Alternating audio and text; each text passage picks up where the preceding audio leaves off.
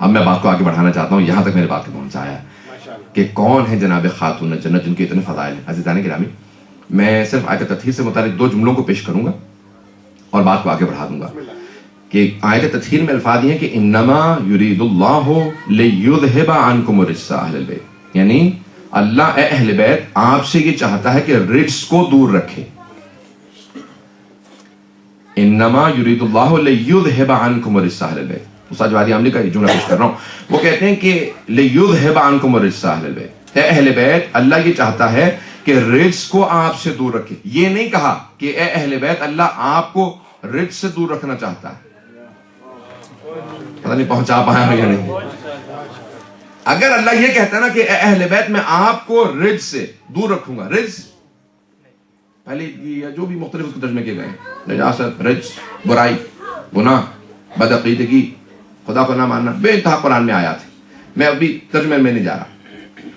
اگر اللہ یہ کہتا ہے نا کہ اے اہل بیت میں آپ کو دور رکھوں گا رجس سے، تو مفہوم یہ نکلتا کہ اہل بیت جانے کی کوشش کرتے معاذ اللہ، لیکن اللہ دور رکھتا، لیکن اللہ نے یہ نہیں کہا۔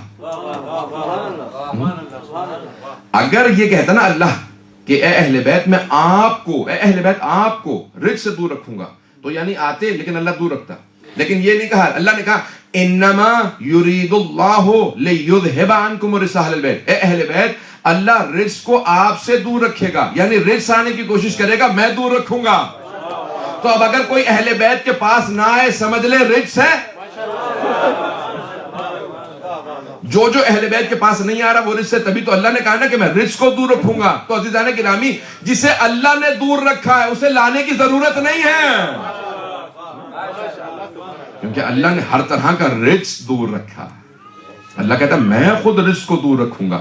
تو اب اگر کوئی کہتا ہے میں نہیں آنا چاہتا اہل بیت کے پاس، میں نہیں ماننا چاہتا، تو وہ سمجھا رہا ہے آپ کو کہ میں رجس ہوں، میں نہیں آ سکتا ہوں۔ عزیزان گرامی اللہ سبحانہ و تعالیٰ کہتا ہے میں ہر طرح کا رجس دور رکھوں گا۔ اہل بیت آپ اتنے پاک ہیں میں رجس کو آنے ہی نہیں دوں گا، جو پاک ہوگا وہی آئے گا۔ عزیزان گرامی جتنا پاک ہوتا چلا جائے گا اتنا قریب تر ہوتا چلا جائے گا۔ عزیزان گرامی اہل بیت آیت تطہیر کا مصداق ہے۔ عزیزان گرامی یہ جناب سیدہ سے متعلق آیت ہے۔ جب جناب مریم سے متعلق اللہ نے قرآن میں آیت دی نا تو اس میں الفاظ دیکھیے ان اللہ اصطفاک وطہرک واصطفاک علی نساء العالمین۔ لفظ طہرہ کی یہ آیت تطہیر طہارہ سے متعلق ہے، جس سے پتہ چلتا ہے کہ پاک رکھا ہے۔ جناب مریم معصومہ ہے، ان کی عصمت اس آیت سے ثابت ہوتی ہے۔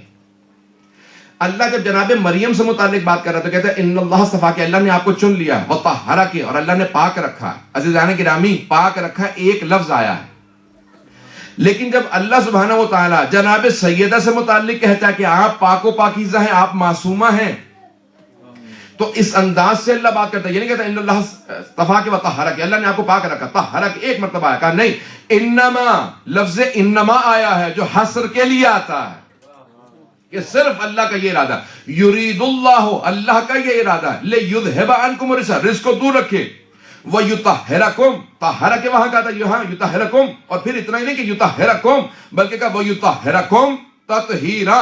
عزیزان گرامی وہاں ایک لفظ استعمال کر کے اللہ نے بتایا یہ مریم ہے، یہاں اتنے الفاظ استعمال کر کے کہا یہ فاطمہ ہے، جناب سیدہ سے متعلق ہے۔ الفاظ کا جیسے اللہ کے پاس ذخیرہ یہاں پہ نچھاور کر رہا ہے جناب سیدہ کہ 5 الفاظ کو استعمال کیا۔ یہ جناب سید انما کلمہ حسرہ، یرید اللہ، اللہ کا ارادہ ہے، لیذھب عنکم الرجس، پھر کہا یطہرکم، اور پھر کہا تطہیرا۔ عزیزان گرامی اتنے الفاظ کا استعمال کرنا خداوند متعال جناب خاتون جنت کا تعارف کروا رہا ہے۔ برحمتک یا ارحم الراحمین، وصلی اللہ علی محمد وآلہ